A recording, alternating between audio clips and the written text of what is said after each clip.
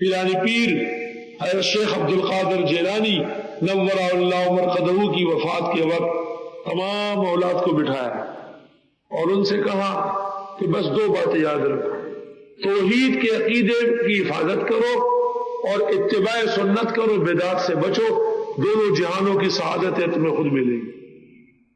دیکھیے الیواقیت والجواہر بترجمت الشیخ عبد القادر بغدادی،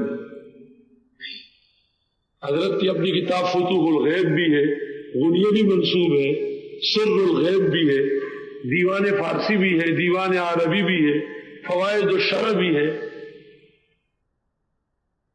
بہت کتابیں ہیں۔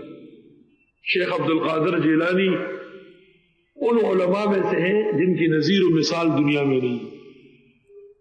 تلک امت قد خلت، یہ ایک جماعت تھی جو چل بسی، لہا ما کسبت، ان کے لیے وہ جو انہوں نے نیکیاں کمائی، وَلَكُمْ مَا كَسَبْتُمْ، تمہارے لیے وہ جو تم نے نیکیاں کمائی، وَلَا تُسْأَلُونَ عَمَّا كَانُوا يَعْمَلُونَ، نہیں پوچھا جائے گا ان چیزوں کے بارے میں جو انہوں نے اعمال کیے ہیں۔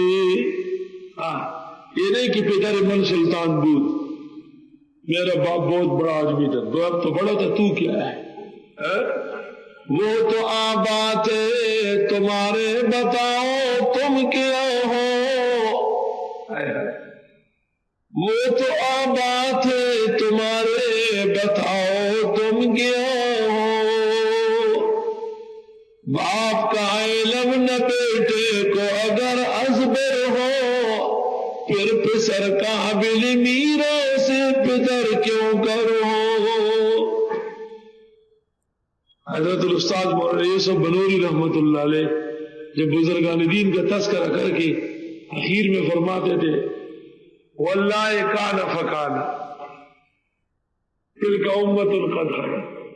مولانا مفتی محمد شفیع صاحب رحمۃ اللہ علیہ جب بزرگان دیوبند کا ذکر کر کے اخیر میں فرماتے تھے ایک جماعت تھی فرشتوں کی جو چل بسی،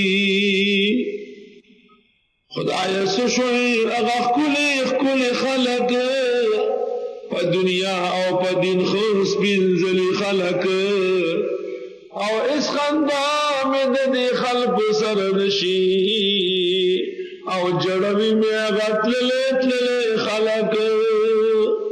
دیکھئے رحمان بابا تمام دنیا کا خلاصہ نکالا ہے۔